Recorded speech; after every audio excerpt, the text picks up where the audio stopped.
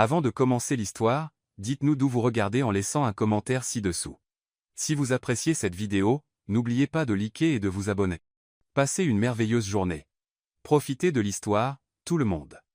Une jeune fille pauvre aide la fille d'un PDG millionnaire à manger à nouveau, et ce qu'il a fait ensuite a surpris tout le monde. Des yakisoba au fromage, les meilleurs de la ville, criait Stella en agitant une pancarte colorée. À 23 ans, elle savait que la gêne ne payait pas les factures. Après 8 heures de travail, elle avait 15 dans son pot à pourboire, et le loyer était dû le lendemain. Yakisoba spécial avec fromage fondu, seulement 8. C'est alors qu'elle vit un homme marcher sur le trottoir. James portait une petite fille dans ses bras.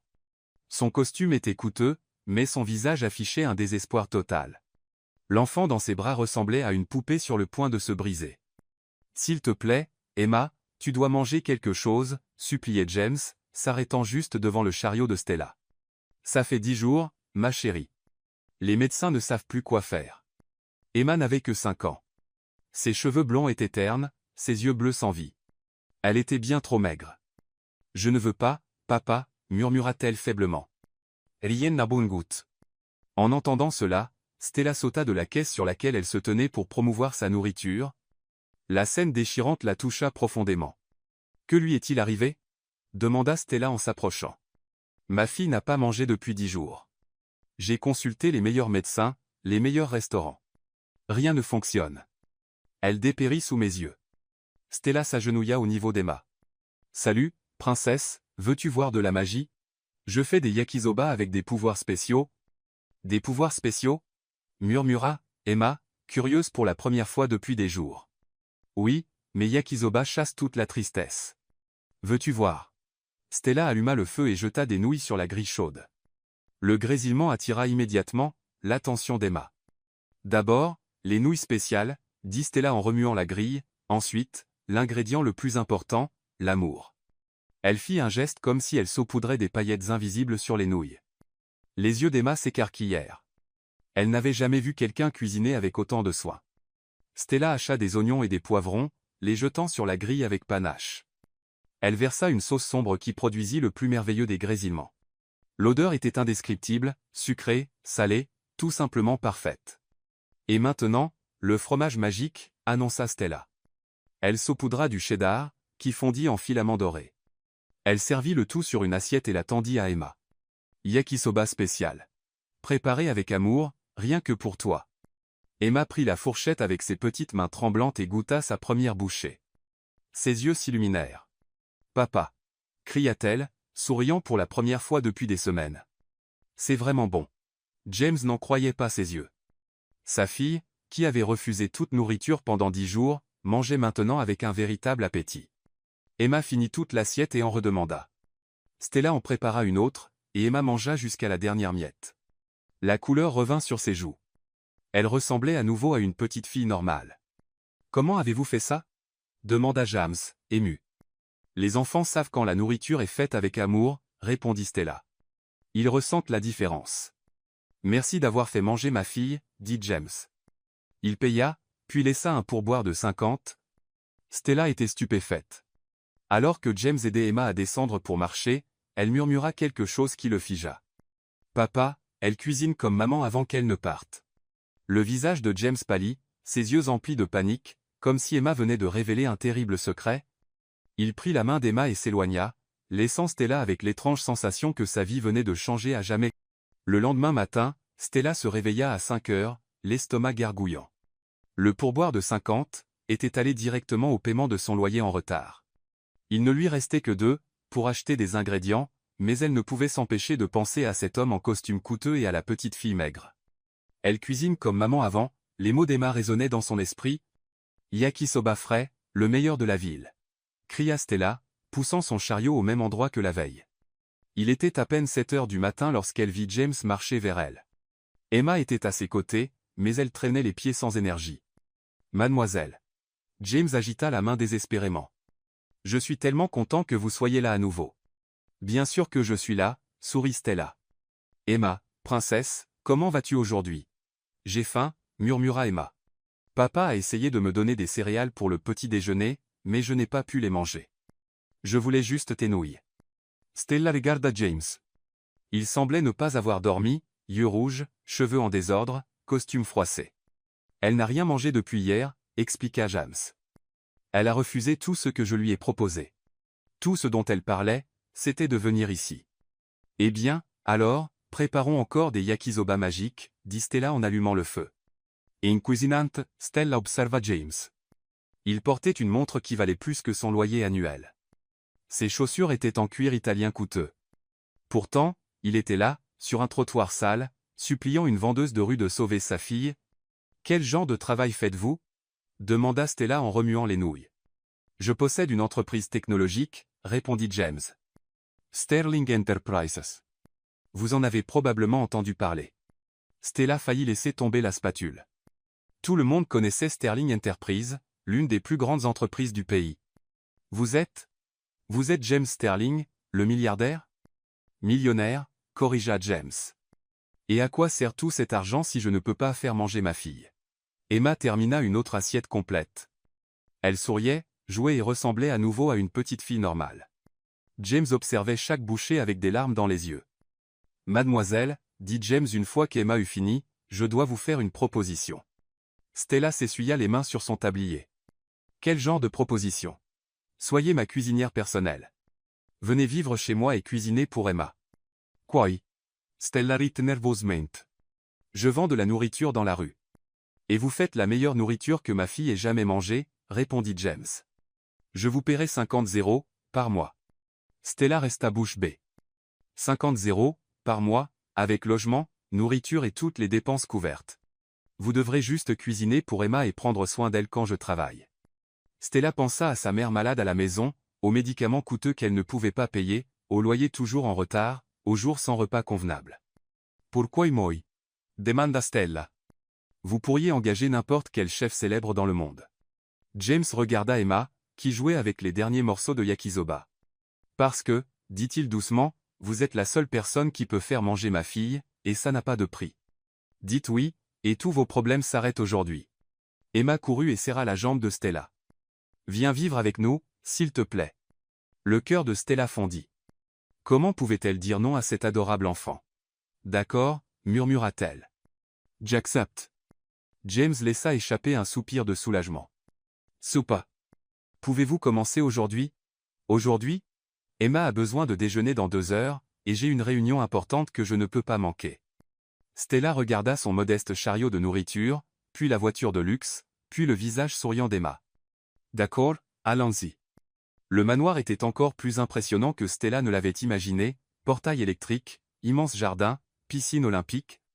La maison avait 3 étages et ressemblait à un château. Waouh! Murmura Stella. Tante Stella, viens voir ma chambre. Emma prit la main de Stella et la tira à l'étage. La chambre d'Emma était de la taille de l'appartement entier de Stella, un lit de princesse, des jouets coûteux partout, une armoire pleine de robes. Mais Stella remarqua quelque chose d'étrange. Aucune photo d'une femme nulle part dans la maison, aucune touche féminine. On aurait dit que seuls des hommes vivaient là. Emma, où sont les photos de ta maman? Emma resta silencieuse un moment. Papa les a toutes rangées. Pourquoi? Il a dit que ça fait trop mal de les regarder. Cet après-midi-là, Stella prépara un déjeuner spécial pour Emma. La petite fille mangea tout, et demanda même un dessert. Tu es vraiment magique. Rit Emma. Ce soir-là, quand James rentra du travail, il trouva Emma jouant joyeusement dans le salon. Elle a mangé? Demanda-t-il anxieusement. 3 repas complets, répondit Stella avec fierté. James ferma les yeux de soulagement. Je ne sais pas comment vous remercier. Plus tard, après qu'Emma se fut endormie, James fit visiter la maison à Stella. Voici la cuisine principale, voici le garde-manger, voici la vaisselle spéciale. Ils arrivèrent dans un couloir au 2e étage. James s'arrêta devant une porte blanche. N'ouvrez jamais cette porte, dit-il sérieusement. Pourquoi pas?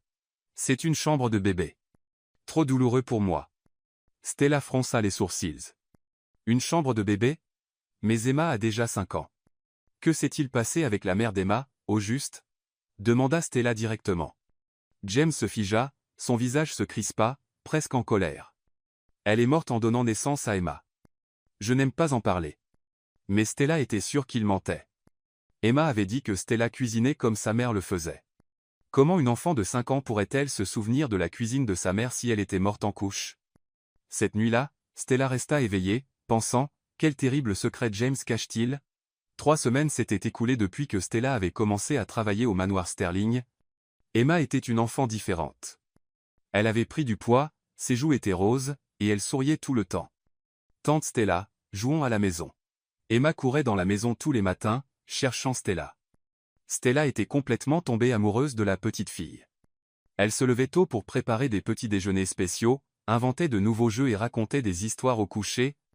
Emma la suivait dans la maison comme un petit chiot adorable. « Seras-tu ma maman de cœur ?» demanda Emma un après-midi pendant que Stella brossait ses cheveux blonds. Le cœur de Stella se serra. « Je suis ton amie spéciale, princesse. Mais tu prends soin de moi comme une maman, insista Emma. Tu fais de la bonne nourriture, tu me donnes des bains, tu me racontes des histoires, comme ma maman le faisait. » Encore cette phrase. Stella fit semblant de se concentrer sur le brossage de ses cheveux. À quoi ressemblait ta maman, Emma? Elle était belle et sentait toujours bon. Elle me chantait des chansons pour m'endormir et faisait des crêpes le dimanche, soupira Emma. Mais un jour, elle est partie et n'est jamais revenue. Stella arrêta de brosser ses cheveux. Elle est partie? Je pensais qu'elle était morte. Papa a dit qu'elle était morte, mais je me souviens qu'elle est partie avec des valises. Stella sentit un frisson la parcourir. Emma se souvenait de sa mère partant, vivante. Cette nuit-là, Stella descendit chercher un verre d'eau et entendit des sanglots étouffés venant du bureau de James. Elle marcha doucement vers la porte légèrement entr'ouverte. James était assis à son bureau, la tête dans les mains, pleurant doucement. Devant lui se trouvait une photo d'une belle femme blonde tenant bébé Emma. « Vanessa, pourquoi m'as-tu fait ça ?» murmura James. « Pourquoi as-tu abandonné notre fille ?» Stella s'éloigna en silence, le cœur battant. La mère d'Emma s'appelait Vanessa, et elle était vivante. James avait menti sur tout. Le lendemain, Emma dessina une image de sa famille de rêve, un homme, une femme et un enfant souriant. « C'est ma famille parfaite, » dit Emma, montrant le dessin à Stella.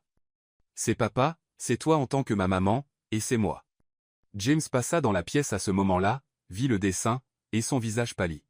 Il sortit rapidement. « Pourquoi papa a-t-il l'air triste ?» demanda Emma, confuse.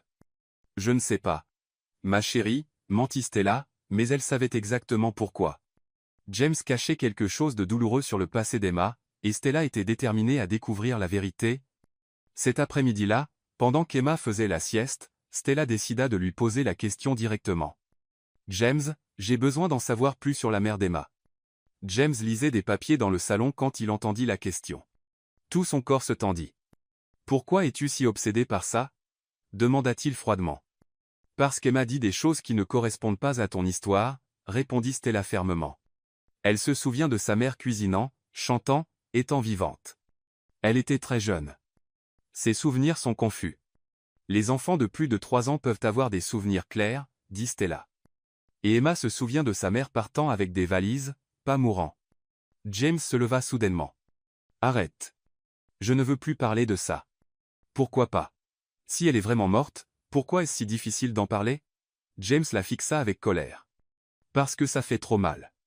J'ai perdu ma femme, et je ne veux pas revivre ça. Mais Stella vit quelque chose dans ses yeux, culpabilité, honte, peur, pas la tristesse d'un mari en deuil. Cette nuit-là, Stella ne pouvait pas dormir. Elle se leva et marcha dans la maison silencieuse, pensant à toutes les choses qui n'avaient pas de sens. Elle atteignit le couloir du 2e étage et s'arrêta devant la porte interdite. « Chambre de bébé » murmura-t-elle, se souvenant de ce que James avait dit.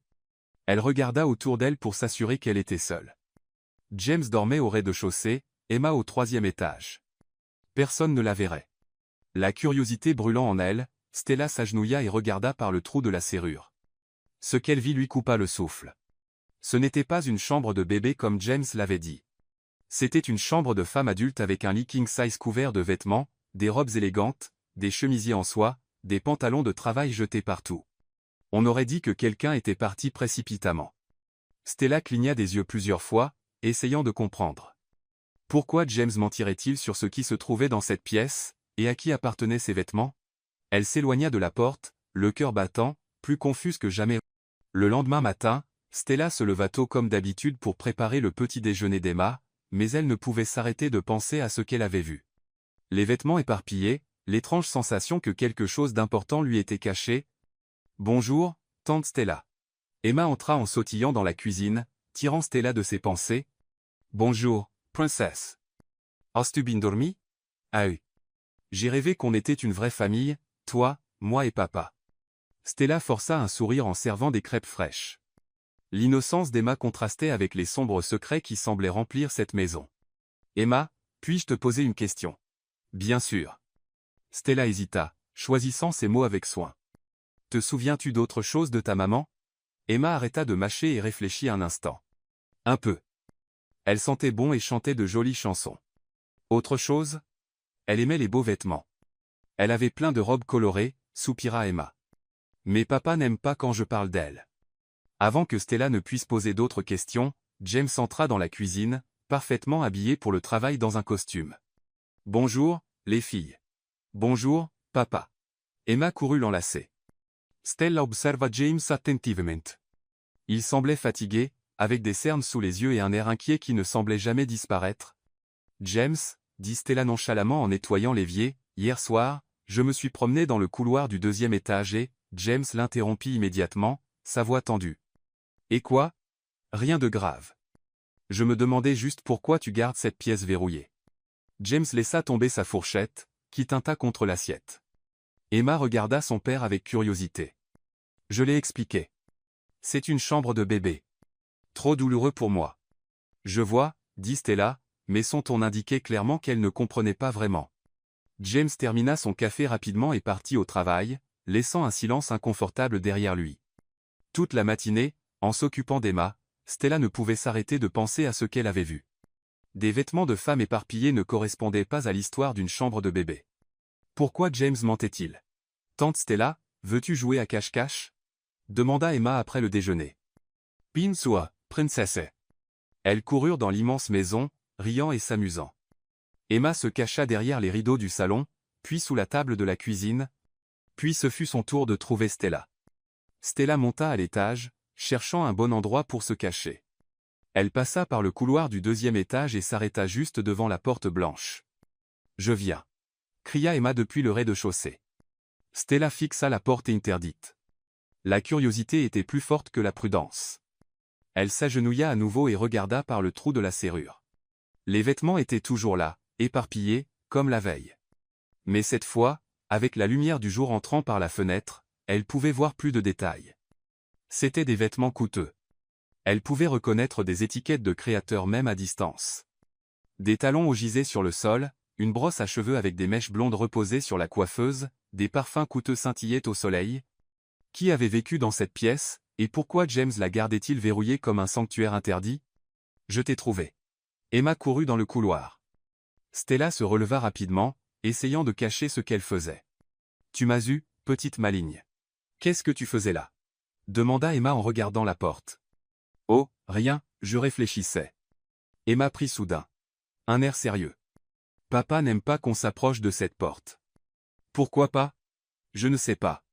Il se fâche. » Une fois, la femme de ménage s'est approchée, et il lui a crié dessus. Stella sentit un frisson. Quel genre de secret pouvait provoquer une telle réaction? Le reste de la journée se déroula comme d'habitude. Emma joua, mangea bien, prit un bain, et écouta des histoires au coucher. Mais Stella ne pouvait se détendre, toujours perturbée par le mystère de cette pièce. Quand James rentra du travail ce soir-là, Stella l'attendait dans le salon. « Comment était ta journée » demanda-t-il en desserrant sa cravate. « Calmez. Emma a bien mangé.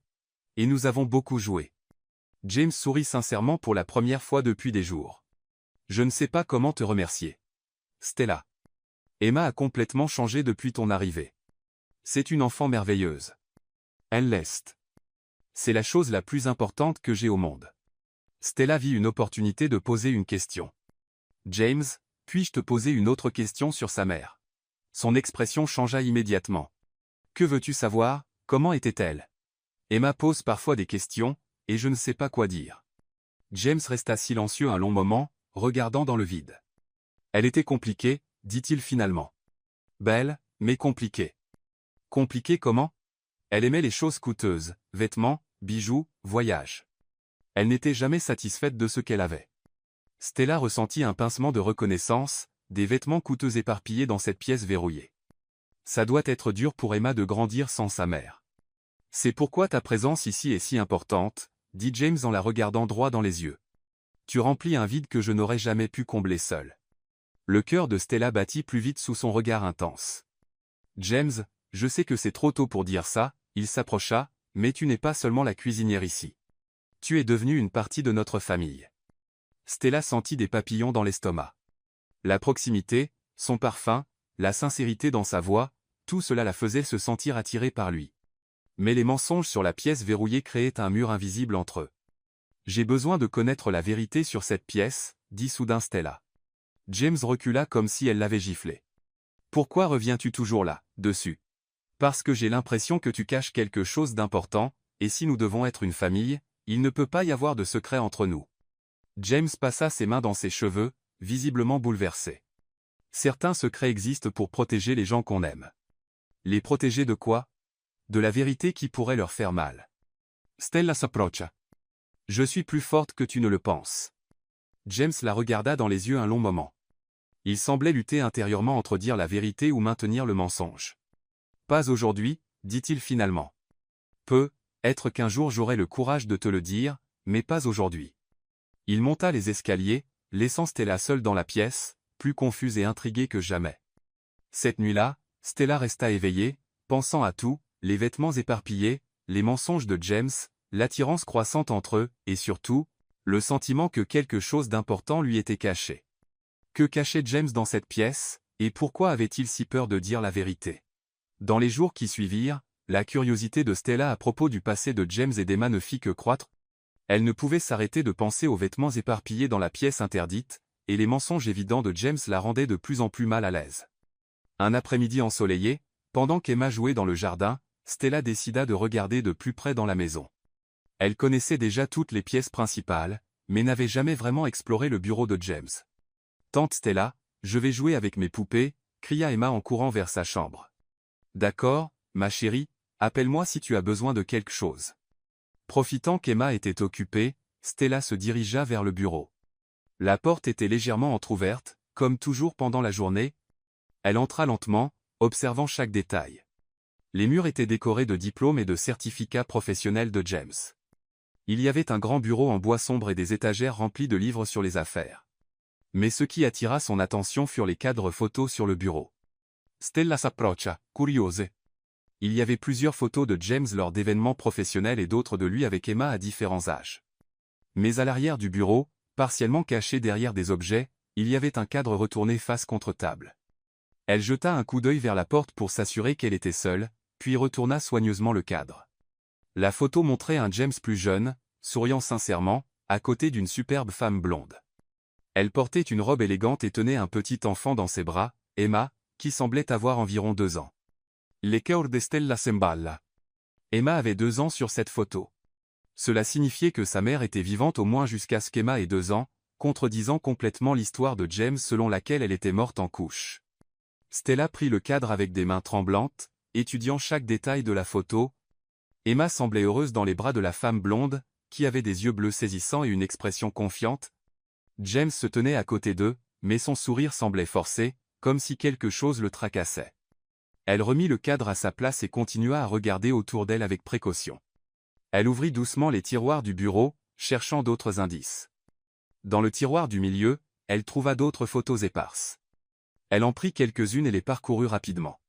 Toutes montraient la même femme blonde avec Emma à différents âges.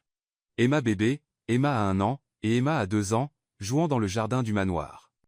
Sur une photo, la femme cuisinait dans la cuisine avec Emma assise sur le comptoir, observant. Emma semblait heureuse et détendue, comme si c'était une partie normale de leur vie. C'est pourquoi Emma se souvient du goût de la cuisine de sa mère, murmura Stella à elle-même. Elle rangea rapidement les photos, et ferma le tiroir. Son esprit bouillonnait avec ce qu'elle avait découvert.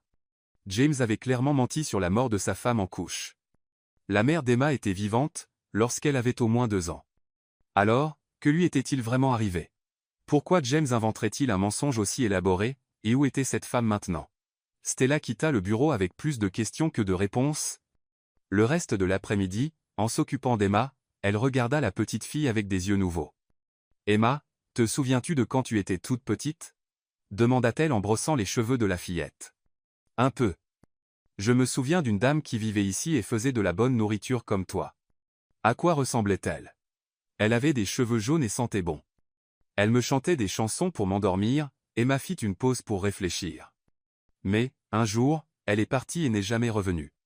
Stella sentit un frisson. Emma se souvenait vraiment de sa mère. Elle te manque? Avant, oui, mais maintenant je tais-toi. Emma serra. Stella forte. Tu es meilleure qu'elle parce que tu ne partiras jamais, n'est-ce pas? Le cœur de Stella se serra. Bien sûr, je ne vais nulle part, ma chérie. Ce soir-là, quand James rentra du travail, Stella l'observa avec une suspicion croissante. Il salua Emma chaleureusement, dîna avec elle, aida à coucher la petite fille. Il semblait être un père aimant et dévoué, mais pourquoi mentir autant sur le passé? Après qu'Emma se fut endormie, James s'installa dans le salon pour lire des documents de travail. Stella s'approcha avec une tasse de thé. « Merci, dit-il en acceptant la boisson. Tu sais toujours comment bien prendre soin de nous. C'est mon travail, répondit Stella, mais sa voix était plus froide que d'habitude. James la regarda attentivement. Tout va bien? Tu sembles différente aujourd'hui. Une partie d'elle voulait le confronter à propos des photos, mais quelque chose la retint. Je suis juste fatigué. Tu travailles trop. Peut-être devrais-tu prendre un jour de congé. Pas besoin. J'aime m'occuper d'Emma. James lui adressa un sourire doux. Elle l'est aimée. Je n'ai jamais vu ma fille aussi heureuse et en bonne santé. C'est une fille spéciale. Vraiment. C'est la chose la plus importante que j'ai au monde, James fit une pause. Et tu es devenue très importante pour nous aussi, Stella. Stella sentit des papillons dans l'estomac, mais ses doutes sur ses mensonges créaient un mur invisible entre eux. James, puis-je te poser une question? Bien sûr. Pourquoi ne parles-tu jamais du passé, de comment était ta vie avant? James se tendit immédiatement. Je préfère ne pas me souvenir des moments douloureux. Mais parfois, parler aide à guérir. Pas toujours. James se leva soudainement. Je vais travailler un peu plus dans le bureau. Il quitta la pièce, laissant Stella seule avec ses soupçons. Elle savait qu'elle n'avait découvert que la pointe de l'iceberg. James cachait des secrets bien plus grands sur la disparition de la mère d'Emma, et Stella était déterminée à découvrir toute la vérité, peu importe à quel point cela pourrait lui faire mal. Le lendemain matin, Stella se réveilla, toujours en pensant aux photos qu'elle avait trouvées dans le bureau. Elle descendit pour préparer le petit déjeuner d'Emma, mais trouva James déjà dans la cuisine, parlant au téléphone d'une voix tendue. « Non, vous ne comprenez pas à quel point c'est grave, » dit James, faisant les 100 pas. « Si nous ne trouvons pas une solution, l'entreprise fera faillite dans 30 jours. » Stella s'arrêta à l'entrée de la cuisine, ne voulant pas interrompre. James semblait désespéré, passant sa main libre dans ses cheveux en désordre. « Comment ça, les investisseurs se retirent? Ils ont signé des contrats. » James frappa le comptoir de son poing. « Écoutez, si nous perdons ce projet, nous perdons tout. » Tout. Stella n'avait jamais vu James aussi ébranlé. Il semblait toujours si confiant et maître de lui. « Je me fiche que ce soit le week-end. Je veux tout le monde à l'entreprise dans 2 heures. Nous devons trouver une solution avant qu'il ne soit trop tard. » James raccrocha et s'appuya sur le comptoir, respirant lourdement. C'est alors qu'il remarqua Stella debout dans l'embrasure. « Depuis combien de temps es-tu là? » demanda-t-il, essayant de cacher sa panique. « Je viens juste d'arriver. »« Tout va bien? » »« Oui, juste des problèmes de travail, » mentit James, mais Stella pouvait voir la peur dans ses yeux.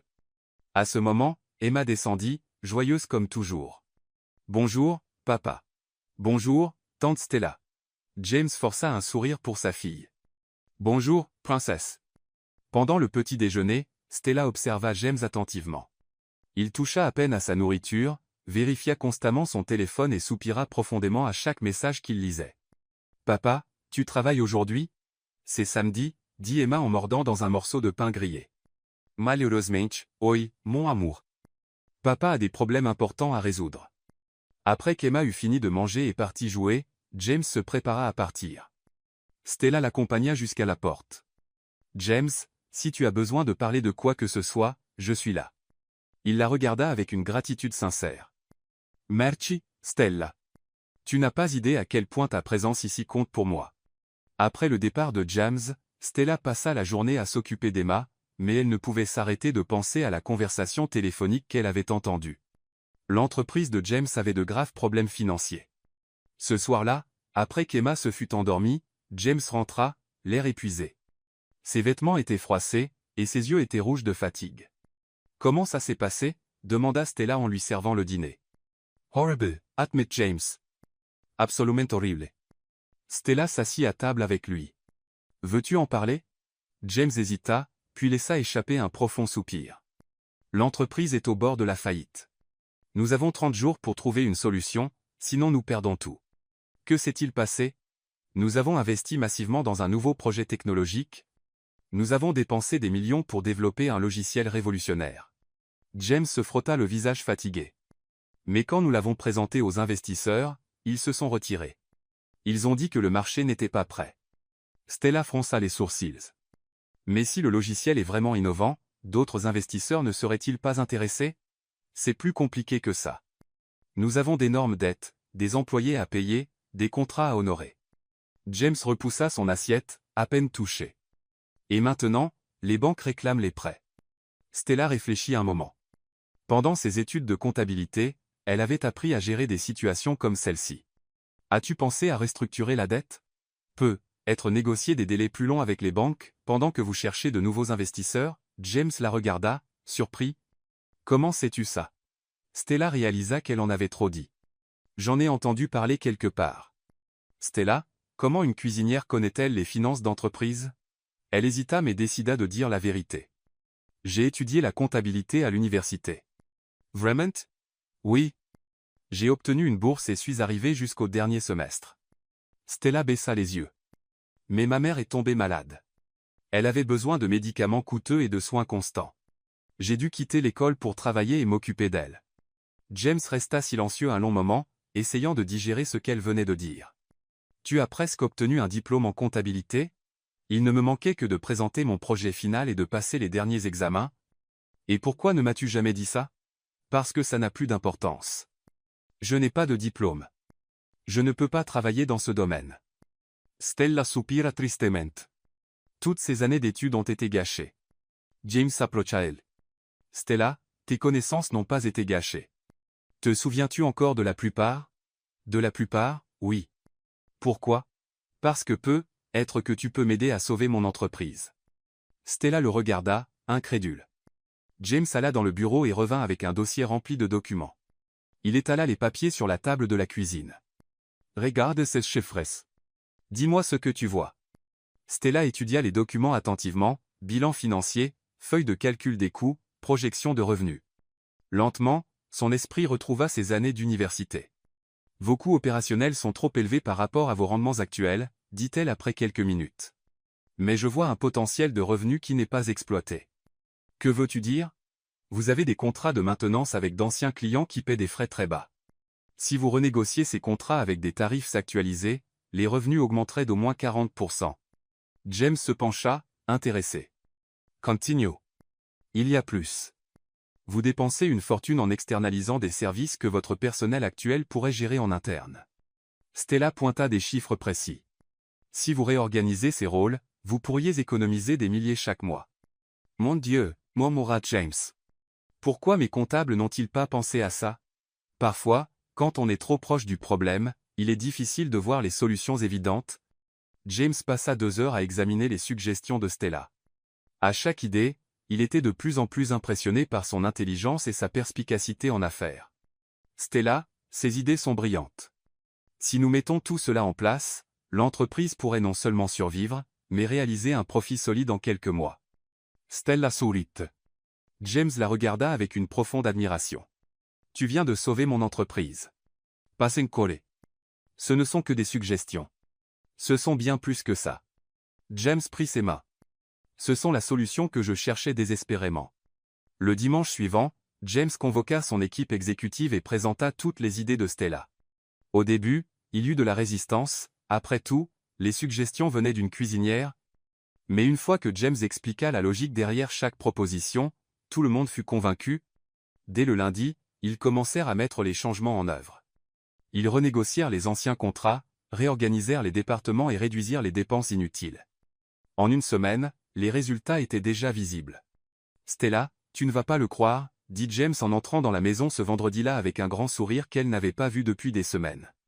Que s'est-il passé? Nous avons conclu 3 nouveaux contrats aujourd'hui. Ils vont rapporter 2 millions de profits au cours des 6 prochains mois. Emma intranquillante. Pourquoi papa est-il si heureux?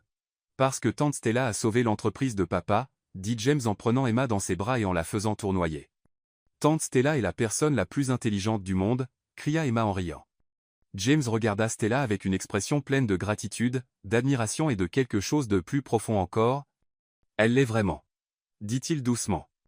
La personne la plus spéciale que j'ai jamais rencontrée. Stella sentit son cœur s'emballer. Malgré tous les mensonges sur le passé, elle ne pouvait nier qu'elle tombait amoureuse de James. Et pour la première fois, elle vit dans ses yeux qu'il ressentait la même chose. 3 jours après le succès des nouveaux contrats, James rentra plus tôt que d'habitude. Il trouva Stella dans la cuisine, préparant le dîner pendant qu'Emma faisait ses devoirs à table. « Stella, j'ai besoin de te parler », dit James avec un regard sérieux mais plein d'espoir. « Pinzoa. Quelque chose s'est passé à l'entreprise? » « En fait, oui, quelque chose de vraiment bien. » James s'approcha. « Les résultats de tes suggestions ont dépassé toutes les attentes. Non seulement nous avons sauvé l'entreprise, mais nous réalisons le meilleur trimestre des 5 dernières années. » Stella sourit fièrement. « Je suis contente que ça ait marché. C'est pourquoi je veux te faire une proposition. » « Quel genre de proposition? » James prit une profonde inspiration. « Je veux que tu travailles dans mon entreprise en tant que comptable officiel. » Stella faillit laisser tomber la poêle qu'elle remuait. « Que veux-tu dire? Tu as un talent incroyable pour la finance. Ce serait du gâchis de garder ces connaissances cachées ici à la maison. » James, je ne peux pas travailler comme comptable. Je n'ai pas de diplôme. Ça n'a pas d'importance. Tes connaissances pratiques valent plus que n'importe quel certificat. James approcha encore. Bien sûr, officiellement, tu ne peux pas signer de documents comme un comptable agréé, mais tu pourrais travailler comme mon assistante financière personnelle. Personne n'a besoin de savoir que tu n'as pas terminé l'université. Stella était tentée mais pensa rapidement à sa plus grande responsabilité. Et Emma? Qui va cuisiner pour elle? Nous pouvons engager une cuisinière, et tu peux lui apprendre à faire la nourriture comme Emma l'aime. Tu penses que ça fonctionnera? J'en suis sûr. Emma a juste besoin de temps pour s'habituer à quelqu'un de nouveau. La chance de retourner dans son domaine d'études était tentante, mais s'occuper d'Emma était devenu sa priorité absolue. Combien payerais-tu? 100 € par an, plus avantage. Stella resta bouche bée. 100 €? Tu as sauvé une entreprise de 20 millions. Ce salaire est le moins que tu mérites. C'était un montant qui changerait complètement la vie de Stella. Elle pourrait payer tous les traitements de sa mère, rembourser toutes ses dettes, et enfin avoir une sécurité financière. D'accord, dit-elle finalement. Je le ferai. James s'illumina d'un sourire. Vraiment? Vraiment, mais seulement si nous trouvons une cuisinière qu'Emma aime vraiment. Laisse-moi m'en occuper. Le lendemain, James fit venir 3 candidates pour le poste de cuisinière. La première était une femme expérimentée nommée Hélène, qui avait travaillé dans des restaurants haut de gamme. La seconde était Clara, une jeune diplômée d'une école culinaire. La troisième était Evelyne, une femme d'âge moyen spécialisée dans la cuisine pour enfants. Stella passa toute la matinée à leur apprendre à préparer les plats préférés d'Emma, yakisoba spécial, crêpes en forme de cœur et sandwichs découpés en formes amusantes. Le secret, c'est l'attention, expliqua Stella à Hélène. Emma peut sentir quand la nourriture est faite avec amour. Quand Emma rentra de l'école, elle goûta la nourriture de chaque cuisinière. Elle goûta tout poliment, mais Stella pouvait voir qu'elle n'était pas enthousiaste. « Laquelle as-tu préférée, ma chérie ?» demanda Stella. Emma regarda les 3 femmes, puis Stella. La nourriture était bonne, mais... Mais quoi? Ça n'avait pas le même goût que la tienne, tante Stella. James soupira. Emma, tu dois leur donner une chance. J'ai essayé, papa, mais je n'ai pas pu finir ma nourriture. Stella choisit Hélène, qui semblait la plus patiente et gentille des 3. Elle passa les jours suivants à lui apprendre tous les secrets pour cuisiner pour Emma. Elle aime quand les légumes sont coupés en formes amusantes, expliqua Stella. Et ajoute toujours un peu d'amour à chaque plat. Helen Ruth. Comment mettons de l'amour dans la nourriture? En pensant à combien tu veux que la personne soit heureuse pendant que tu cuisines. Pendant la première semaine de Stella à l'entreprise, Hélène fut en charge de tous les repas d'Emma, mais les choses ne se passèrent pas bien. Emma ne mangea que quelques bouchées de son déjeuner et refusa complètement le dîner. Le deuxième jour, elle toucha à peine à son petit déjeuner. Papa, où est tante Stella? Demanda Emma en repoussant son assiette. Elle est au travail, ma chérie. Hélène a préparé ce repas avec beaucoup de soin. Mais ça n'a pas le même goût. Le troisième jour, Emma ne mangea presque rien. James appela Stella au bureau, clairement inquiet. Elle refuse de manger à nouveau. J'ai peur qu'elle redevienne comme avant. Le cœur de Stella se serra. Je rentre maintenant. Quand elle arriva à la maison, elle trouva Emma pâle et sans énergie, comme lors de leur première rencontre. Tante Stella. Emma courut l'enlacher. Tu m'as tellement manqué. Tu m'as manqué aussi, ma chérie. Veux-tu que je prépare ton dîner préféré? Oui, s'il te plaît. Stella prépara le yakisoba spécial avec amour et soin. Emma mangea chaque bouchée et sourit pour la première fois depuis des jours. Ça, c'est mieux, dit Emma, satisfaite. Ce soir-là, après qu'Emma fut couchée, James et Stella parlèrent de la situation. Je ne peux pas laisser Emma avoir faim, dit Stella, inquiète. Mais je ne peux pas non plus perdre ton talent à l'entreprise. Stella réfléchit un moment. Et si je faisais les deux? Comment? Je me lèverais à 5 heures du matin, je préparais tous les repas d'Emma pour la journée et je laisserais tout prêt. Ensuite, j'irai travailler normalement. James fronça les sourcils. N'est-ce pas trop pour toi? Emma est ma priorité. Si ça signifie me lever plus tôt, ça me va. Tu es sûr? Je suis sûr de pouvoir gérer les deux responsabilités. Dès le lendemain, Stella instaura une nouvelle routine. Elle se réveillait à 5 heures du matin et préparait soigneusement le petit déjeuner, le déjeuner et les collations d'Emma. Elle laissait tout prêt pour qu'Hélène n'ait qu'à réchauffer et servir au bon moment. Ensuite, elle se rendait à l'entreprise, où elle impressionnait James et toute l'équipe par son intelligence et son dévouement. Elle rentrait à la maison en fin d'après-midi, pour préparer personnellement le dîner d'Emma. C'était épuisant, mais voir Emma heureuse et bien nourrie tout en réalisant son rêve professionnel en valait la peine. Tu es incroyable, dit James un soir, regardant Stella jouer avec Emma après le dîner. Pourquoi? Parce que tu arrives à tout faire parfaitement. Stella sourit, sentant qu'elle était enfin exactement là où elle devait être. 2 semaines après avoir officiellement commencé son nouveau rôle, Stella était déjà devenue un membre clé de l'équipe financière. Elle arrivait tous les jours à 8 heures du matin après s'être levée à 5 heures pour préparer les repas d'Emma. Bonjour, Stella, disaient les employés lorsqu'elle passait dans les couloirs. James avait créé un poste spécial pour elle, assistante financière senior, qui lui permettait de participer à des réunions importantes sans soulever de questions sur son absence de diplôme. Seuls eux, deux, connaissaient ce secret. Lors de sa première réunion avec les investisseurs, Stella impressionna tout le monde avec ses analyses précises et ses suggestions innovantes. Mademoiselle Carter, vos projections sont incroyablement détaillées, dit M. Harris, l'un des principaux investisseurs. Où avez-vous étudié? Stella sentit son cœur s'emballer mais répondit calmement, j'ai appris par l'expérience pratique en travaillant avec différentes entreprises. James la soutint, discrètement. Stella a un don naturel pour les chiffres, quelque chose que je vois rarement, même chez ceux qui ont des diplômes officiels. Après la réunion, James et Stella marchèrent ensemble jusqu'au parking. Tu as été parfaite là, dedans, dit James avec admiration. Merci de m'avoir donné cette opportunité. Merci d'avoir sauvé mon entreprise. Ils se regardèrent un moment qui dura plus longtemps que d'habitude. Stella sentit des papillons dans l'estomac lorsqu'elle réalisa que James la regardait, non pas comme une employée ou une cuisinière, mais comme une femme. Stella. Maman. Papa. Emma arriva en courant depuis la voiture, interrompant le moment. La nounou était juste derrière elle. Princesse, que fais-tu ici? Demanda James en la prenant dans ses bras. La nounou m'a amené voir où vous travaillez. Stella sourit, mais son cœur fit un bond quand Emma l'appela naturellement maman. James le remarqua aussi, et ses yeux se remplirent d'émotion.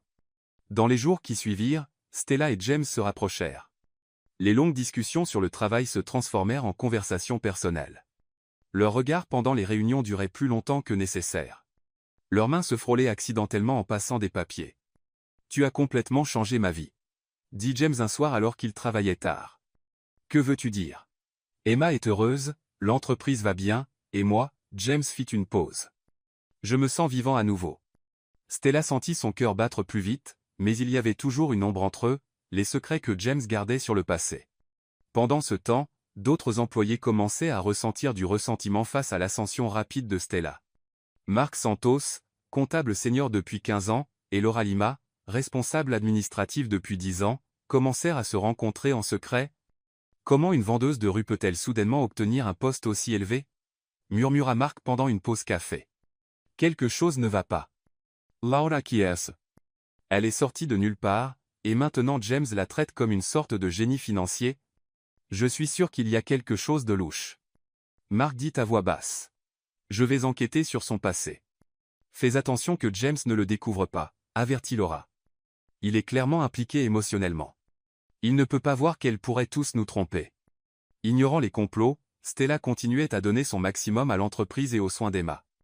Mais elle commença à remarquer quelque chose de différent au travail, des regards froids, des conversations qui s'arrêtaient quand elle passait, une exclusion subtile de certains groupes. Tu imagines des choses, dit James quand elle en parla. Tu es exceptionnel. Il est normal que certaines personnes soient jalouses. Mais Stella était sûre que Mark et Laura tramaient quelque chose contre elle. La question était, que planifiait-il? La campagne contre Stella commença subtilement.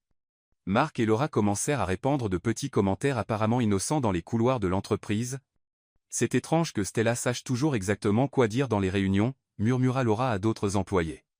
On dirait presque qu'elle connaît les questions à l'avance. C'est définitivement suspect, acquiesça Mark. Une vendeuse de nourriture de rue qui devient soudainement une experte en finances d'entreprise? Quelque chose ne va pas. Les rumeurs se répandirent rapidement. Les employés commencèrent à remettre en question les qualifications de Stella, son ascension rapide dans l'entreprise et sa proximité avec James. J'ai entendu dire qu'elle n'a même pas de diplôme universitaire, dit la réceptionniste. Elle a probablement quelque chose avec le patron, suggéra un autre employé. Stella commença à remarquer des regards suspects et des conversations qui s'arrêtaient quand elle passait. Mais le pire était à venir. Mark commença à passer des nuits tardives au bureau, modifiant des documents importants. Il ajoutait volontairement des erreurs aux rapports financiers et les laissait sur le bureau de Stella, faisant croire qu'elle en était responsable. Le lundi suivant, lors d'une réunion du conseil, M. Thompson, le président du conseil, souligna de graves problèmes avec les chiffres présentés. Ces chiffres sont totalement erronés, dit Thompson en feuilletant les rapports. Cominciava a passer inaperçu. James regarde Stella, confus. Stella, as-tu vérifié ces chiffres? Oui, je les ai vérifiés vendredi. Tout était correct quand j'ai fini, répondit Stella, sincèrement confuse. Eh bien, ils ne sont pas corrects maintenant, répondit Thompson froidement. Ces écarts auraient pu coûter des millions à l'entreprise. Après la réunion désastreuse, James convoqua Stella dans son bureau. Que s'est-il passé là, dedans? Je ne sais pas, James. Je te jure que j'ai tout vérifié soigneusement. Il n'y avait pas d'erreur quand j'ai soumis le rapport. James voulait la croire, mais le conseil était sous une forte pression. La semaine suivante, d'autres erreurs apparurent. Cette fois, Mark fut encore plus prudent. Il modifia des registres comptables et planta des preuves faisant croire que Stella avait tenté de dissimuler des pertes financières majeures. Cela ressemble à une fraude délibérée, dit Laura de manière dramatique lors d'une réunion d'urgence. Quelqu'un essaie de saboter notre entreprise. Tous les regards se tournèrent vers Stella. Elle sentit le sol se dérober sous ses pieds. Je ne ferai jamais ça, dit-elle, la voix tremblante. Pourquoi saboterais-je l'entreprise pour laquelle je travaille? Peut-être pour couvrir tes propres erreurs, suggéra Mark. James se leva rapidement. Ciao Sophie. Stella a sauvé cette entreprise. Je n'accepterai pas ces accusations sans fondement. James, avec tout le respect que je vous dois, vous êtes être trop proche de la situation pour voir les choses clairement, dit Thompson. Peut-être que votre lien personnel avec Mademoiselle Carter affecte votre jugement? Quel lien personnel? Demanda James, mais tout le monde dans la pièce savait qu'il se rapprochait de Stella. Après la réunion, James et Stella marchèrent en silence jusqu'au parking. Pourquoi me défends-tu autant? Demanda soudain Stella. James s'arrêta de marcher. Que veux-tu dire? Tu mets ta réputation en jeu pour moi. Pourquoi? James la regarda profondément dans les yeux. Parce que je te fais confiance plus que je ne devrais probablement. Stella sentit son cœur s'emballer. Il y avait tant d'émotions dans sa voix, tant de vulnérabilité. James? Non, il secoua la tête. Je ne peux pas dire ce que je pense. Pas maintenant. Pas comme ça. Pendant ce temps, Mark poursuivit son enquête privée sur Stella. Il engagea un détective privé pour fouiller dans son passé. 3 jours plus tard. Mark reçut un rapport qui le fit sourire malicieusement. « Laura, tu ne vas pas croire ce que j'ai trouvé, » dit-il en lui montrant les documents. « Qu'est-ce que c'est ?» Stella Carter n'a jamais obtenu de diplôme. Elle a abandonné l'université au dernier semestre. Pas de diplôme, pas de certification, aucune qualification. Les yeux de Laura s'écarquillèrent. Cela signifie qu'elle travaille illégalement comme comptable, et James le savait depuis le début. Stella, de son côté, avait commencé sa propre enquête. Elle arrivait plus tôt et restait plus tard, essayant de découvrir qui sabotait son travail. Une nuit, en examinant d'anciens fichiers, elle trouva des incohérences étranges. Des documents qu'elle était sûre d'avoir correctement remplis présentaient maintenant des erreurs évidentes. Des chiffres qu'elle avait vérifiés 2 fois avaient été modifiés. « Quelqu'un trafique mes fichiers », murmura-t-elle à elle-même.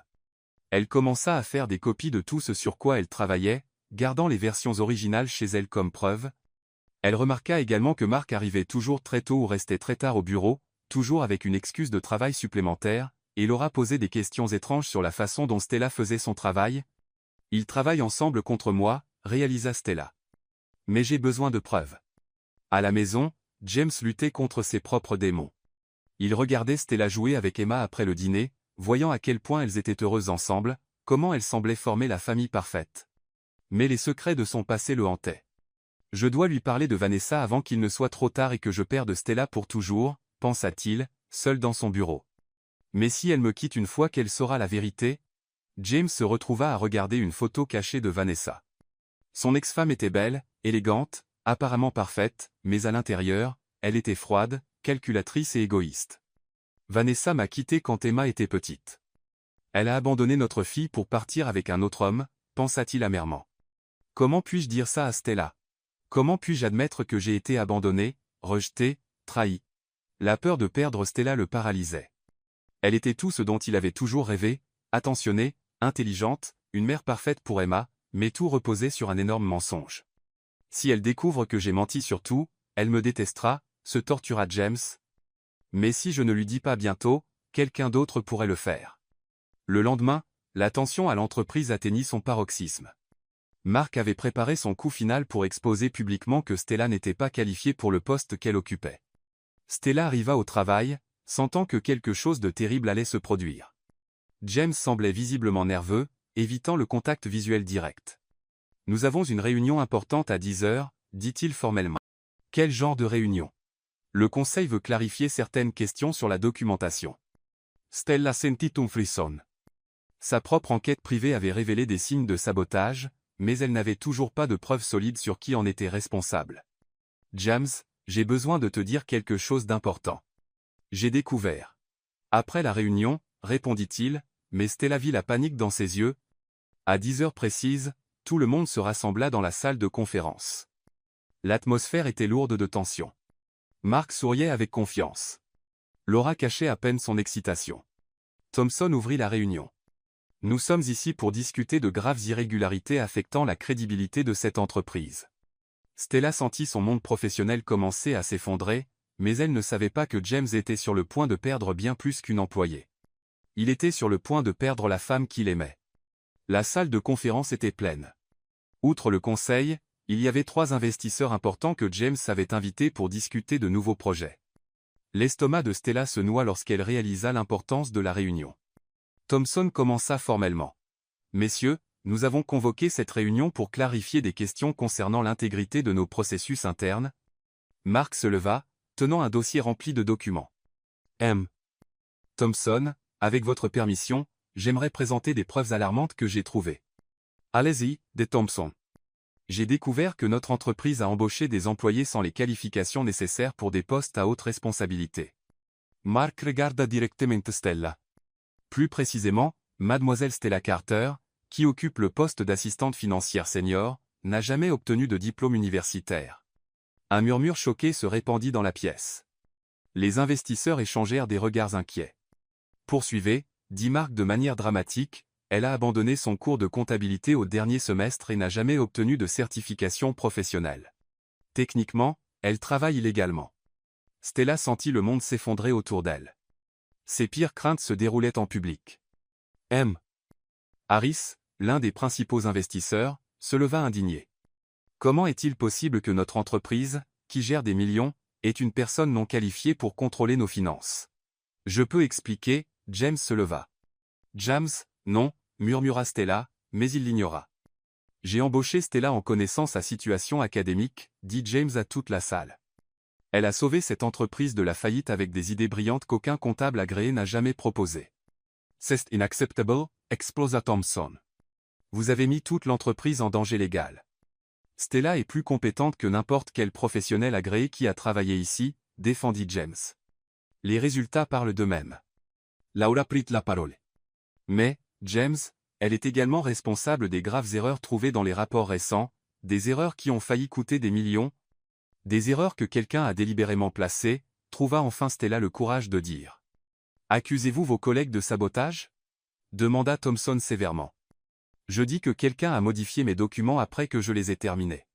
Mark rit sarcastiquement. Bien sûr, toujours blâmer les autres pour ses propres erreurs. Harris se tourna vers James. Sterling, comment pouvons-nous faire confiance à une entreprise qui emploie des gens illégalement et les protège ensuite quand ils font de graves erreurs? Stella n'a fait aucune erreur, insista James. Cela n'a plus d'importance, dit Thompson froidement. La réputation de l'entreprise est en jeu. Vous et mademoiselle Carter devez vous retirer temporairement pendant que nous réglons cela. Que voulez-vous dire par vous retirer? Demanda Stella. Suspendu avec salaire pendant que nous enquêtons sur tous les rapports que vous avez préparés, expliqua Thompson. Et, James, vous serez temporairement remplacé parce que vous êtes impliqué dans cette situation. Les investisseurs commencèrent à se lever. Nous reconsidérons notre partenariat jusqu'à ce que cela soit résolu, dit Harris en quittant la pièce. Après que tout le monde fut parti, Stella et James restèrent seuls dans la salle de conférence. « Pourquoi as-tu fait ça ?» demanda Stella, les larmes aux yeux. « Fais quoi ?»« Me défendre devant tout le monde. Maintenant, tu es en difficulté à cause de moi. Je m'en fiche. »« Moi, you tiens, explosa Stella. Tu as perdu ta position dans l'entreprise que tu as construite à cause de moi. » Stella, écoute. Non, tout est de ma faute. Je n'aurais jamais dû accepter ce travail. Stella trappa son sac. Je pars. Où, Loin? Je retourne à ma vieille vie, et vous laisse tout seul. James l'a suivi jusqu'au parking. Tu ne peux pas partir. Si, je peux. Toi et Emma seraient mieux sans moi. Emma t'aime? Elle a besoin de toi. Emma s'y habituera. Les enfants sont forts. James saisit le bras de Stella. Et moi? As-tu pensé à ce que je ressens? Stella le regarda dans les yeux pour la première fois depuis la réunion. Elle vit du désespoir, de la peur et une totale vulnérabilité. James, yeah. Il t'aime, dit-il simplement. Je t'aime plus que quiconque que j'ai aimé. Je ne peux pas te perdre. Le cœur de Stella se brisa. Tu es juste confus à cause de tout ça. Je ne suis pas confus. Je sais exactement ce que je ressens. Stella recula. J'ai besoin de temps pour réfléchir. Elle monta dans sa voiture et rentra chez elle, laissant James seul dans le parking. Ce soir-là, à la maison, Emma remarqua immédiatement que quelque chose n'allait pas. « Pourquoi êtes-vous tous les deux tristes ?» demanda la petite fille pendant le dîner. « Juste des problèmes de travail, ma chérie, » dit James en forçant un sourire. « Est-ce que tante Stella va continuer à vivre avec nous ?» Stella évita de regarder Emma. « Peut-être qu'il vaut mieux que je retourne dans ma vieille maison. » Non, Emma commença à pleurer. « Tu ne peux pas partir. Tu es ma maman maintenant. » Emma, je ne suis pas ta mère. C'est, tu las. Tu prends soin de moi, tu fais de la bonne nourriture et tu me donnes de l'amour. Tu es ma maman de cœur. Stella quitta la table pour cacher ses larmes. Cette nuit-là, Stella prépara ses valises. Elle était déterminée à partir le lendemain matin et à laisser les Sterling vivre leur vie. Mais à 3 heures du matin, elle entendit des pleurs venant de la chambre d'Emma. Elle courut voir ce qui n'allait pas. « Mauvais rêve, princesse? J'ai rêvé que tu partais et que tu ne revenais jamais, » sanglota Emma, comme ma vraie maman l'a fait. Stella serra Emma forte. Ce n'était qu'un rêve. Promets que tu ne partiras pas. Stella ne pouvait pas répondre. Le lendemain, Emma refusa complètement le petit déjeuner. Elle refusa aussi le déjeuner. En après-midi, elle était pâle et faible, comme lors des premiers jours où elles s'étaient rencontrées. Elle a arrêté de manger à nouveau, dit James désespérément à Stella. En une seule journée, elle est revenue à son état d'avant. C'est à cause du stress, expliqua Stella. Non, c'est parce que tu pars. Elle le ressent. James s'agenouilla devant Stella. S'il te plaît, ne pars pas. Emma a besoin de toi. J'ai besoin de toi plus que je ne peux le dire. Stella regarda Emma, fragile et assise sur le canapé. D'accord, murmura-t-elle. Je reste.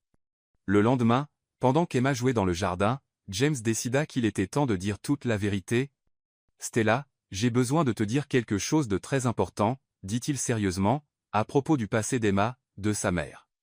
Stella se tourna vers lui, enfin prête à entendre la vérité.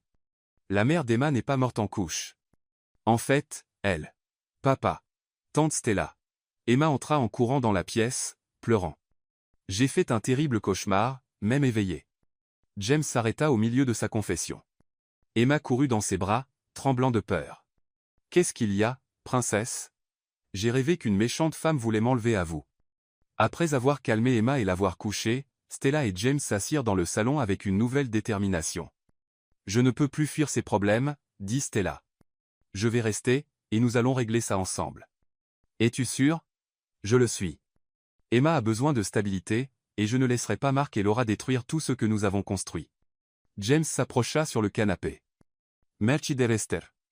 Je ne sais pas ce que je ferais sans toi. D'abord, nous devons laver nos nonces, dit Stella fermement. Crois-tu vraiment que quelqu'un sabote mon travail?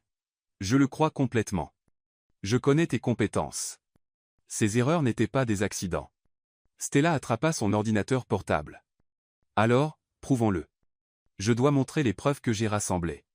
Elle ouvrit des fichiers qu'elle avait secrètement sauvegardés, des versions originales des rapports avant qu'ils ne soient modifiés, des comparaisons entre documents, des horodatages suspects sur les modifications de fichiers. Regarde ça, dit Stella en pointant l'écran. J'ai fini ce rapport vendredi à 17 h, mais le système montre qu'il a été modifié samedi à 2 h du matin. James étudia les données. Qui a accès aux fichiers le week-end?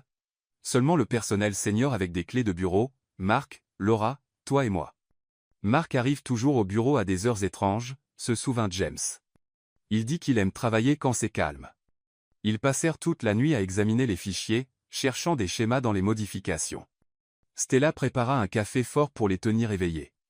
En voilà un autre, dit James en pointant des divergences.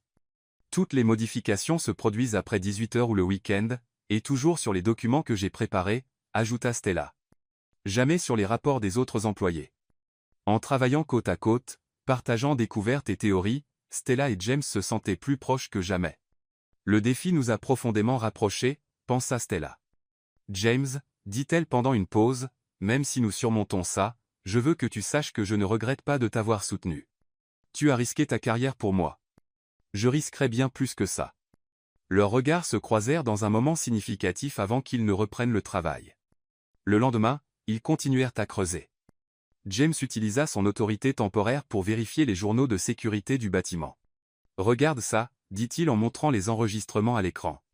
Mark est entré dans le bâtiment samedi à 1h47. Exactement 45 minutes avant les modifications du système, calcula Stella. Et Laura était là dimanche matin quand personne d'autre ne travaille. Il construisait un dossier solide mais avait besoin de plus de preuves. Je dois accéder à l'ordinateur de Mark, dit Stella. C'est risqué. S'il le découvre. C'est notre seule chance de tout prouver. Cet après-midi-là, pendant que Mark était en réunion extérieure, Stella et James entrèrent discrètement dans son bureau. Stella brancha une clé USB sur son ordinateur. Je copie tous les fichiers modifiés, murmura Stella. Si nous obtenons les versions originales qu'il a sauvegardées. Quelqu'un arrive, avertit James en regardant dans le couloir. Stella termina le transfert rapidement, et ils quittèrent le bureau. Ce soir-là, en examinant les fichiers copiés, ils firent une découverte choquante. Mon Dieu! Murmura James. Regarde ces conversations par email. Des messages apparurent à l'écran entre Mark, Laura et quelqu'un identifié uniquement comme EP. Le plan fonctionne. Sterling Enterprise fera faillite dans 2 semaines. Parfait. Quand l'entreprise s'effondrera, je l'achèterai à bas prix, et nous garderons nos emplois dans la nouvelle direction, lutte Stella avec une horreur croissante. Il n'essayait pas seulement de me nuire. Il voulait détruire toute l'entreprise. Et regarde qui est EP, dit James en pointant un email plus détaillé. Edward Pierce, lutte Stella. Je ne connais pas ce nom. Moi, si. C'est mon plus grand concurrent. Il essaie d'acheter mon entreprise depuis des années. Les pièces du puzzle s'assemblèrent. Mark et Laura n'agissaient pas par jalousie personnelle. Ils avaient été engagés pour saboter l'entreprise de l'intérieur, provoquant sa faillite pour que Pierce puisse l'acheter à bas prix. Ils ont utilisé ma situation comme le bouc émissaire parfait, réalisa Stella. Une employée sans diplôme serait blâmée pour tous les problèmes. Mais grâce à tes soupçons, nous avons découvert la vérité, dit James, impressionné. Travaillant ensemble tard dans la nuit, ils organisèrent toutes les preuves, emails compromettants, journaux d'accès, comparaison de documents, historique de modifications. Nous avons assez de preuves pour les faire tomber, dit Stella, satisfaite. Et pour sauver notre entreprise, ajouta James. Pendant ces nuits intenses d'enquête, Stella et James partagèrent plus que du travail. Ils partagèrent des peurs, des espoirs et des rêves. Ils parlèrent de leur enfance, de leurs ambitions et de leurs regrets. Je n'ai jamais si bien travaillé avec quelqu'un, admit James. On dirait qu'on pense pareil.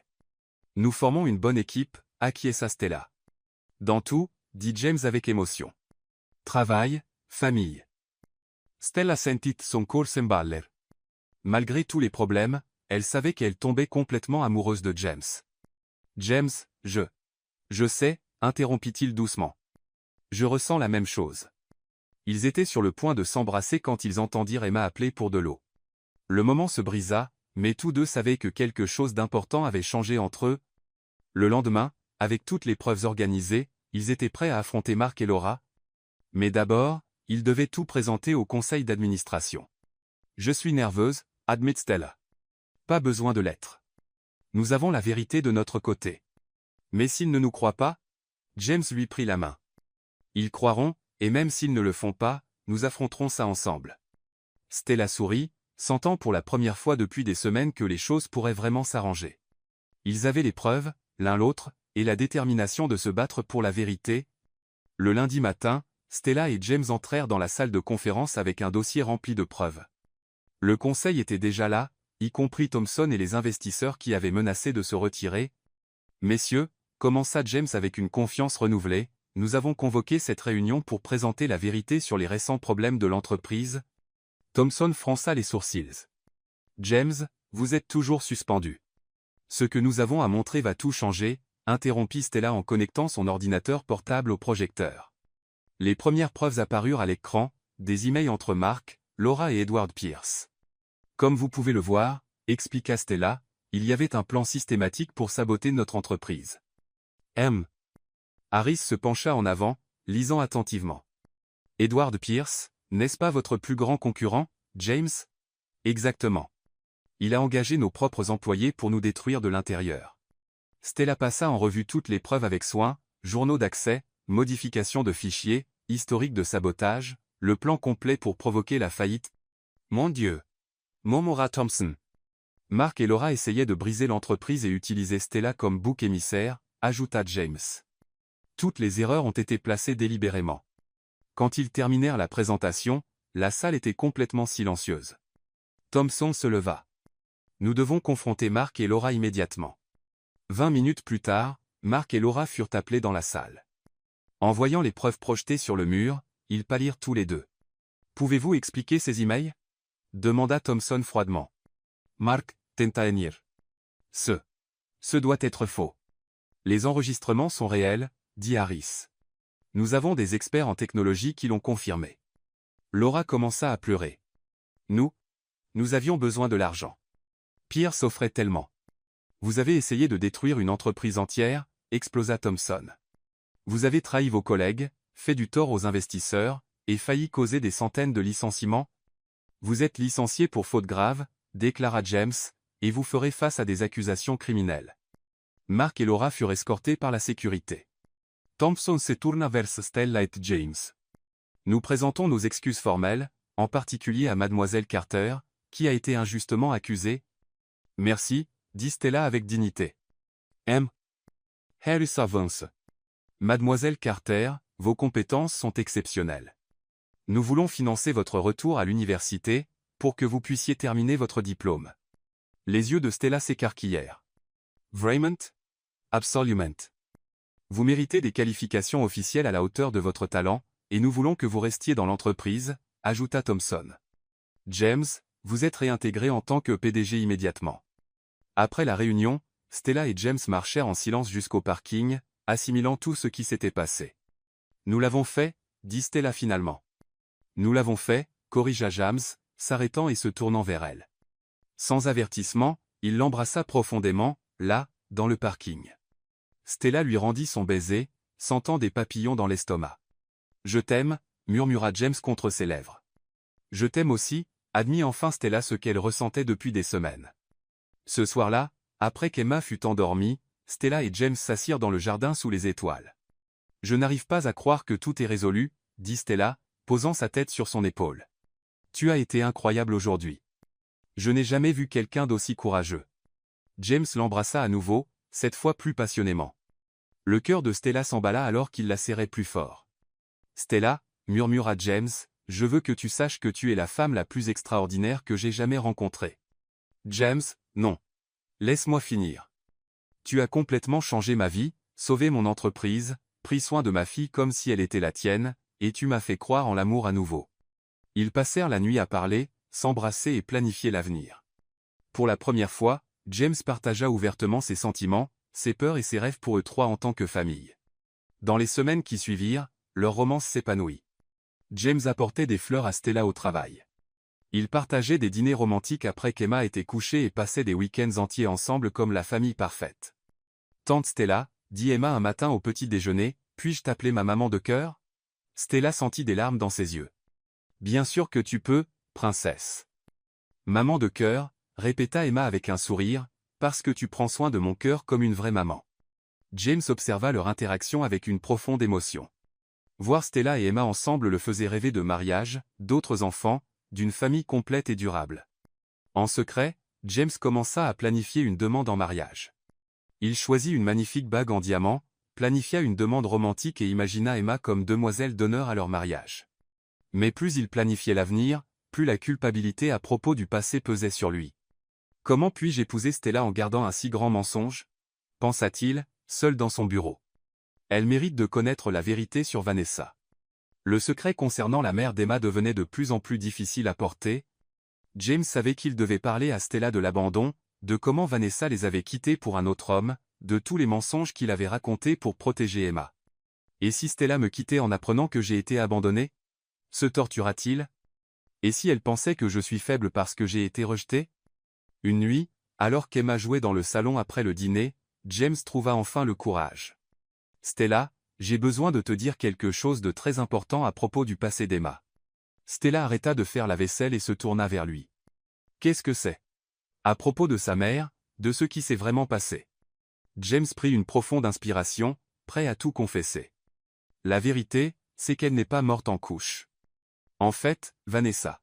La sonnette retentit bruyamment, l'interrompant. « Qui cela peut-il être à cette heure ?» demanda Stella en regardant l'horloge. Il était presque 21h. James pâlit.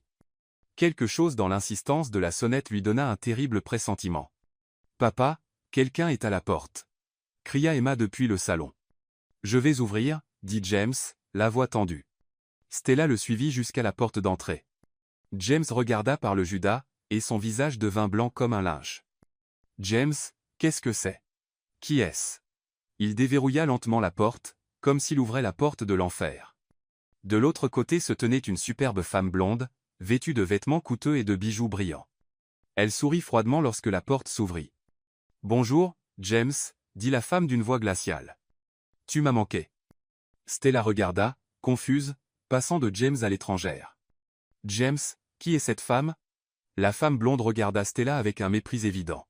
« Je suis Vanessa Sterling, sa femme. » Stella sentit son monde s'effondrer. « Femme?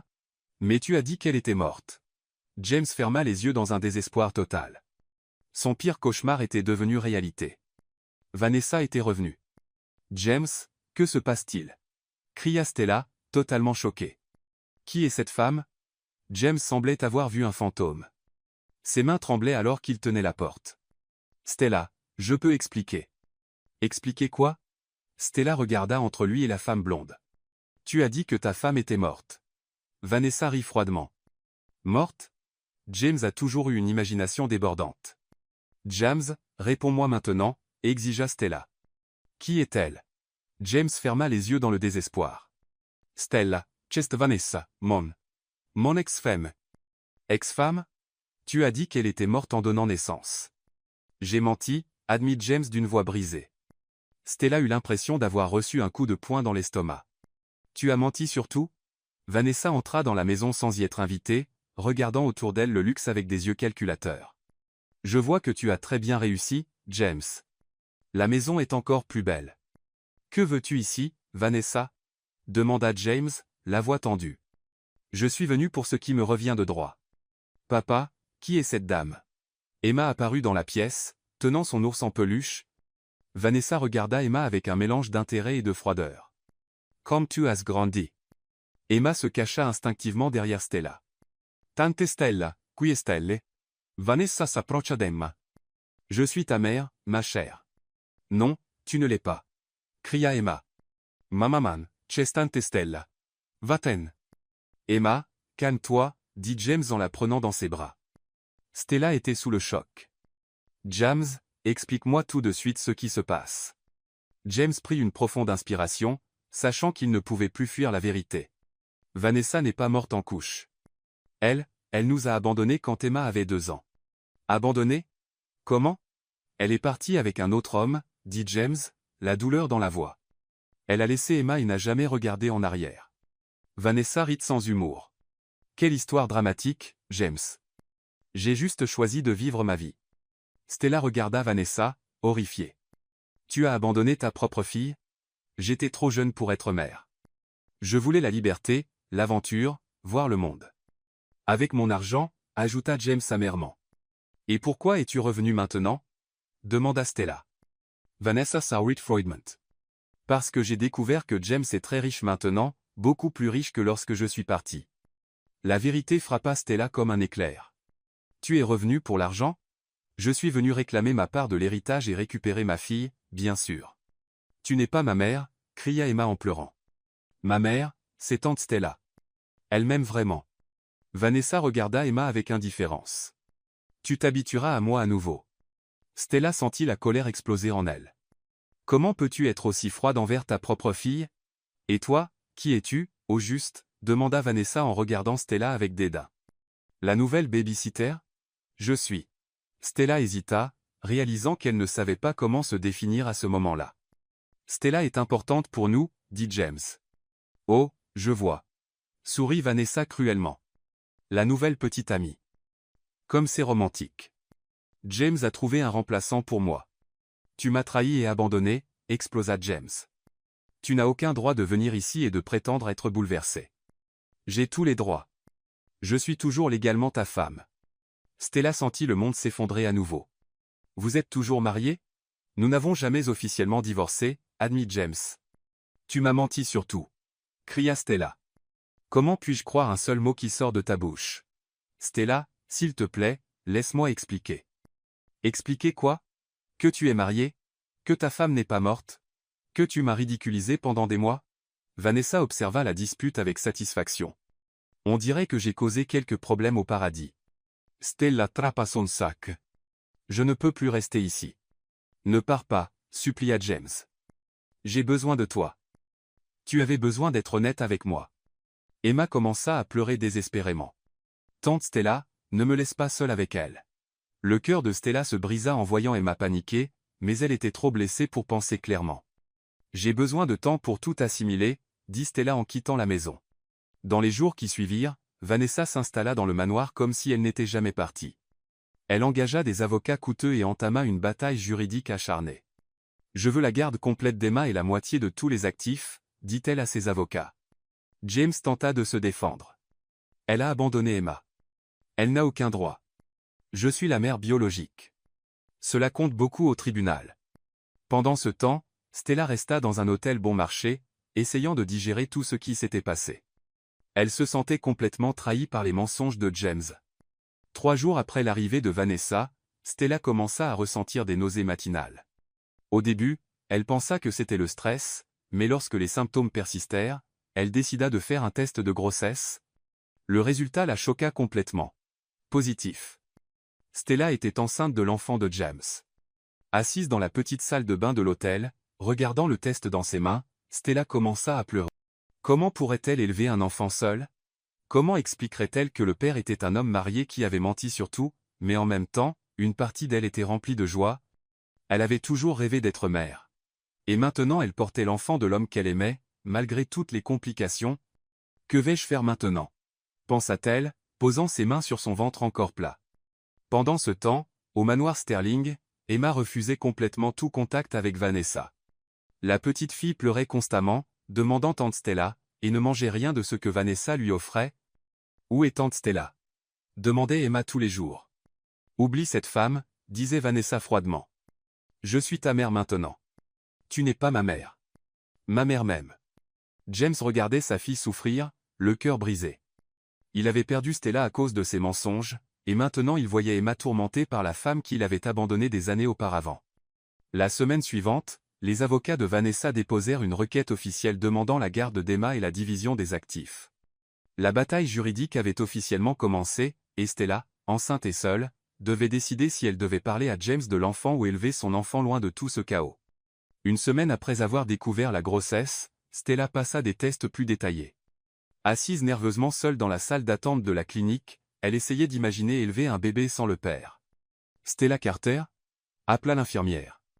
Après une échographie détaillée, le médecin l'appela dans son bureau avec une expression mêlant surprise et joie. Mademoiselle Carter, j'ai des nouvelles qui pourraient vous choquer, dit le docteur Lopez. Le bébé va bien? Demanda Stella, inquiète. Les bébés vont parfaitement bien. Les bébés? Les yeux de Stella s'écarquillèrent. Que voulez-vous dire, les bébés? Vous êtes enceinte de triplés. 3 bébés en bonne santé. Stella sentit le monde détourner. Un bébé serait déjà assez difficile, mais 3? Comment pourrait-elle élever 3 enfants seuls? Des triplés, répéta-t-elle sous le choc. Vous êtes sûr? Absolument. Félicitations. C'est rare, mais tout semble se développer parfaitement. Stella quitta la clinique, complètement abasourdie. Dash triplèche. Comment le dirait-elle à James? Devrait-elle même le lui dire? Pendant ce temps, la bataille juridique s'intensifiait. Vanessa avait engagé les meilleurs avocats de la ville. Ma cliente est la mère biologique, plaida l'avocat de Vanessa au tribunal. Elle a des droits légaux sur la garde de sa fille. Elle a abandonné l'enfant pendant 3 ans, répondit l'avocat de James. Cela équivaut à un abandon d'enfant. Le juge écouta attentivement les deux parties. Le tribunal prendra en compte tous les facteurs, y compris le bien-être de l'enfant. Vanessa semblait confiante, portant des vêtements coûteux et des bijoux brillants pour impressionner le tribunal. Votre honneur, j'ai fait des erreurs dans le passé, mais maintenant je suis prête à être la mère qu'Emma mérite. Mais James avait engagé un détective privé pour enquêter sur le passé de Vanessa. Ce qu'il trouva fut choquant. Sterling, dit le détective en lui remettant un long rapport, Vanessa a un passé très sombre. Que voulez-vous dire? Elle a eu 2 relations précédentes où elle a abandonné des enfants, un enfant de 4 ans en Californie et un de 6 ans au Texas, tous 2 laissés uniquement avec leur père. James était horrifié. Elle a fait ça avant? Il y a plus. Elle a commis des escroqueries financières sur au moins 3 hommes riches, utilisant toujours son charme et des promesses d'amour. Il y a des mandats d'arrêt dans 2 États. Mon Dieu, elle n'est pas revenue pour Emma par amour. Elle est revenue parce qu'elle a découvert que mon entreprise vaut maintenant 50 millions de dollars. Lors de l'audience suivante, l'avocat de James présenta toutes les preuves, casier judiciaire, historique d'abandon, fraude financière prouvée. Votre honneur, dit l'avocat, la requérante montre un schéma clair d'abandon de ses enfants. Le juge examina les documents avec un regard sévère. Mademoiselle Sterling, pouvez-vous expliquer ces dossiers? Vanessa tenta de mentir, mais les preuves étaient irréfutables. Son sombre passé fut exposé aux yeux de tous. Le moment le plus émouvant fut lorsqu'Emma, âgée de seulement 5 ans, fut appelée à témoigner.